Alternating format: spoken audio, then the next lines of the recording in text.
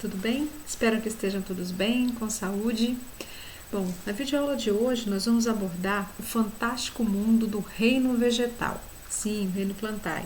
Eu digo fantástico porque as plantas possuem características incríveis, tanto para se manterem vivas quanto para manterem a vida no nosso planeta, não é?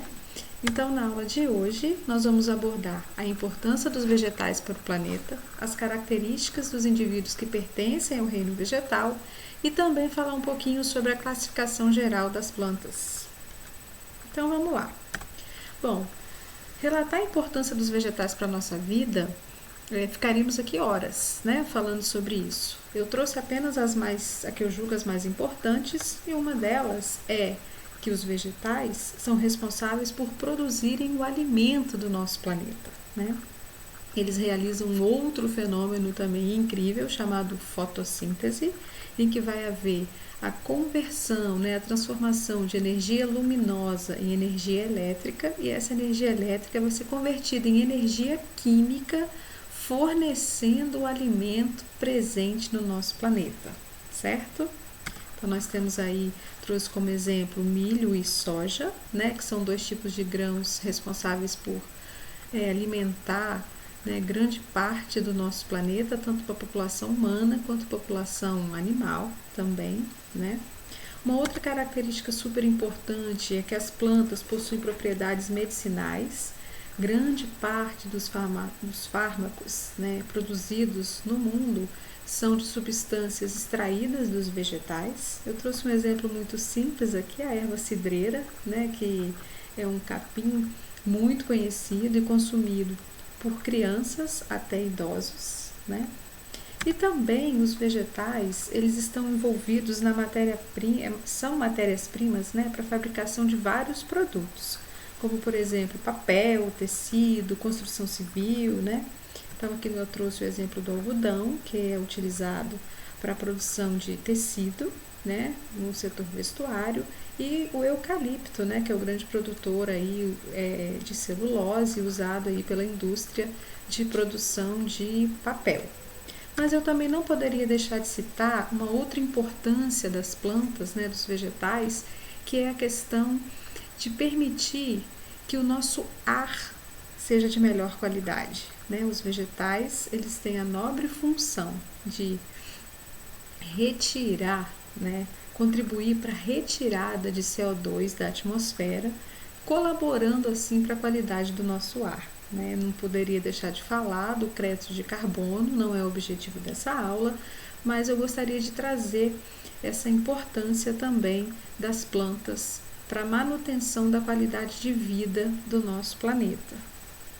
Bom, todos os vegetais, eles são reunidos nesse reino, né, porque eles possuem características em comum, assim como bactérias estão alinhadas lá no reino Monera, os protozoários estão no reino protista, os fungos no reino fungi, porque são indivíduos, são espécies que possuem características em comum, que permitem com que eles sejam agrupados, né, no mesmo reino. Com as plantas, a mesma coisa.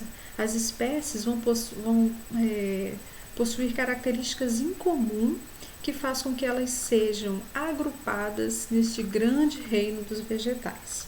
Primeira característica que reúne esses vegetais num grande reino é que eles são indivíduos eucariontes e pluricelulares. Só relembrando, né, indivíduos eucariontes são aqueles indivíduos, que possuem aqui um núcleo individualizado, né? Possuem aqui a carioteca, né? Membrana nuclear, individualizando o material genético do citoplasma. Então, indivíduos eucariontes. E pluricelulares são aqueles indivíduos que nós consideramos que são formados por muitas células, né? Tem vegetais, tem plantas que, como as sequoias, que costumam atingir cerca de 50, 30, 60 metros de altura, né? Então, só conseguem isso porque, entre outras características, são indivíduos pluricelulares, ou seja, formados por muitas células. Uma outra característica bastante importante é que os vegetais são organismos clorofilados, ou seja, possuem moléculas de clorofila dentro dos seus cloroplastos, né? Moléculas essas que dão um pontapé inicial, né, no fenômeno da fotossíntese. Por falar em fotossíntese, é bom lembrar que os indivíduos do reino vegetal também são autotróficos, ou seja, aqueles indivíduos que são capazes de produzir o seu próprio alimento. E eles também possuem uma parede celular e de celulose. Diferentemente das bactérias, por exemplo, que fazem parte lá do reino Monera, a parede celular dos vegetais é formada por celulose, enquanto que das bactérias é de peptidoglicano, né? Um outro tipo de açúcar, um outro tipo de carboidrato. Então, essas características aí também colaboram para reunir os indivíduos vegetais num único reino. Uma outra característica é que a substância de reserva, né, o carboidrato de reserva dos vegetais é o amido, certo? Nos animais, a glicose vai se acumular na molécula de glicogênio, mas nos vegetais, a glicose vai se acumular em moléculas de amido, né? Elas vão se agrupando, ó, elas se agrupam, né, formando então uma única molécula chamada amido. Bom, elas também possuem um ciclo de vida com alternância de gerações.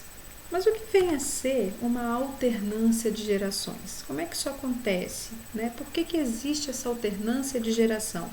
Isso acontece porque a planta vai apresentar uma fase haploide, ou seja, com um número N, um número reduzido de cromossomos, certo?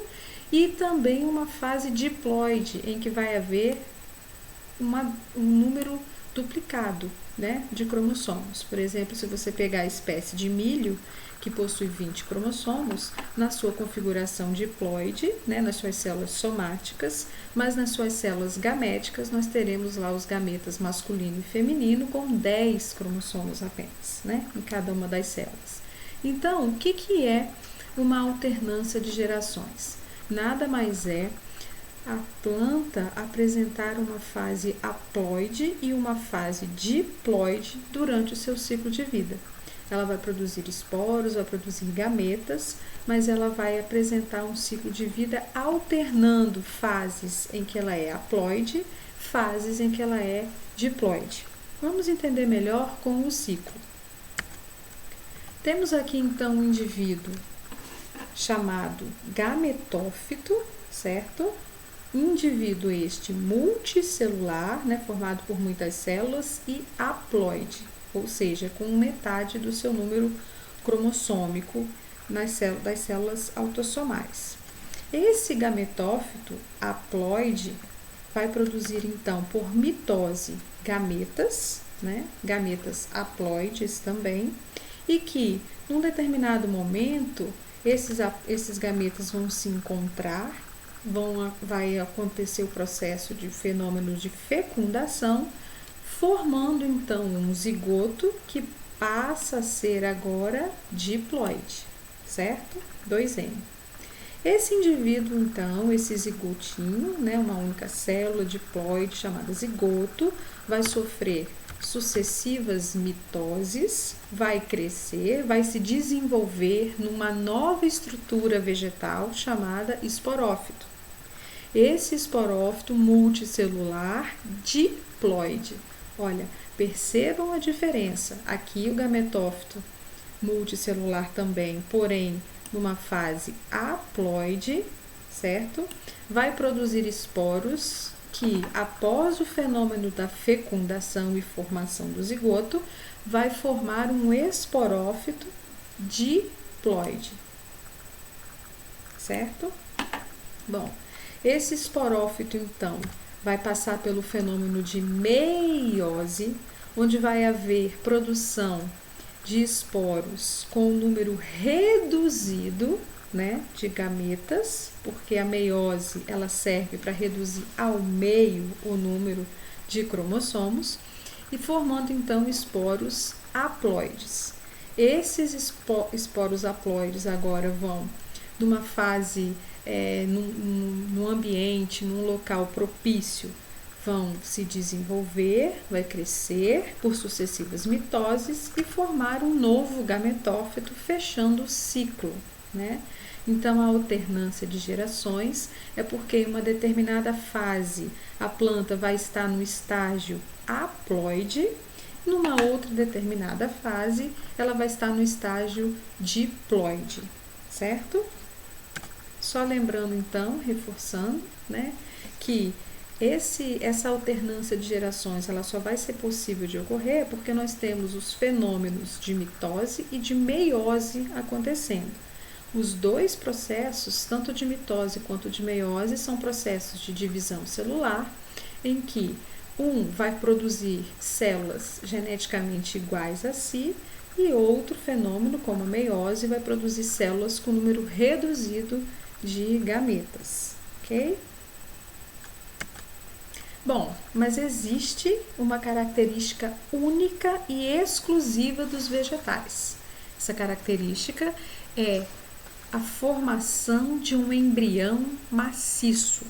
Nos vegetais vai acontecer a formação de um embrião maciço. Percebam bem, aqui nós temos a semente de milho, aqui uma foto da visão frontal dela, né, um grão de milho inteiro, e aqui uma foto numa seção transversal, né, o milho como se ele tivesse sido cortado ao meio, a semente de milho como tendo sido cortada ao meio, para esquematizar para vocês aqui e mostrar o embrião dessa semente.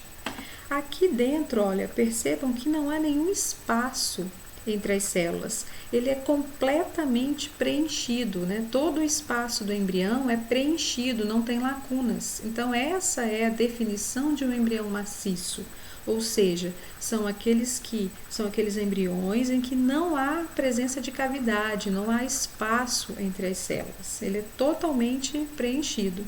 Isso é uma característica única e exclusiva dos vegetais.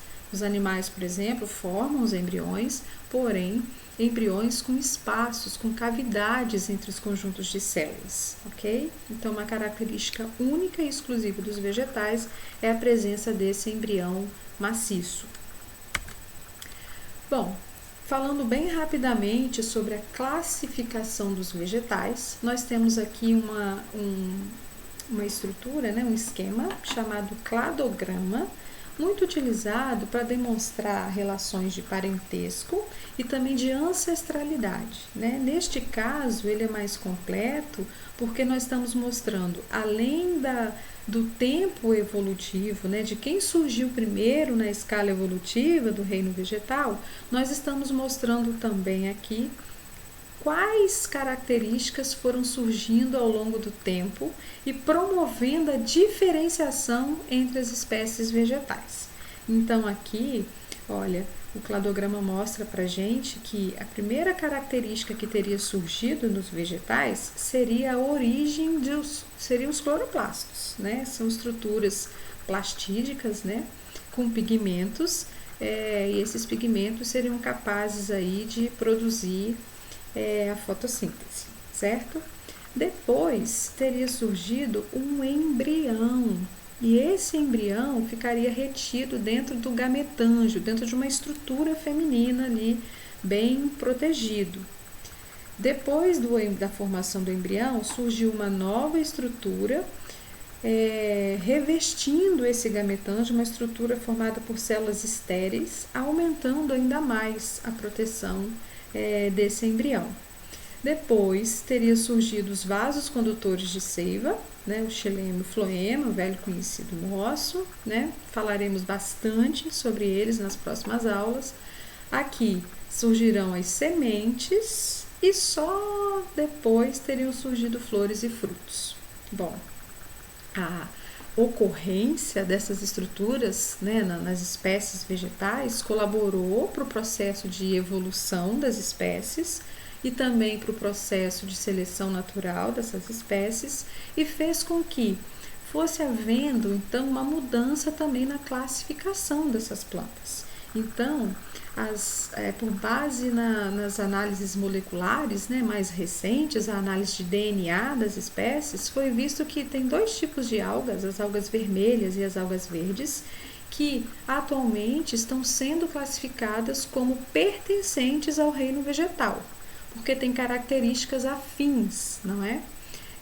Dessas plantas. Depois teriam surgido então as briófitas ao longo da escala evolutiva, que são plantas que possuem embrião, possuem gametângio, mas não possuem vasos condutores, certo? Ou seja, primeiro teriam surgido as briófitas e depois a ocorrência de vasos condutores. Então as briófitas não possuem vasos condutores. Depois, na escala evolutiva, teriam surgido as pteridófitas, né, que são plantas, as famosas samambaias, né, que todo mundo conhece, todo mundo tem em casa. E aí sim já teriam surgido os vasos condutores, então quer dizer que as pteridófitas possuem os vasos, né, xilema e floema. Depois teriam surgido sementes e com o aparecimento das sementes surgiu então um novo tipo de planta classificados como gimnospermas. E quando surgiram flores e frutos, teria havido então a formação das angiospermas, certo? Então essa aqui é um cladograma que explica a ordem evolutiva do aparecimento das espécies vegetais e as características que colaboraram para o surgimento de novas espécies. Aqui, como tudo na biologia precisa ter nome, né, precisa passar por um processo de classificação, os grupos de plantas também recebem nomes. Então, aqui, partindo de cima para baixo, né, do maior grupo para o menor, nós temos o que nós consideramos de plantas ou arqueplastidas. Arqueplastidas, esse nome, né, está relacionado a árqueo, antigo, né, e plastidas, a presença de plastídeos, né, os plastídeos que contêm aí os pigmentos. Então, arqueoplatidas ou plantas, né, para colocar todo mundo, classificar aqui todos os vegetais que pertencem ao reino plantae.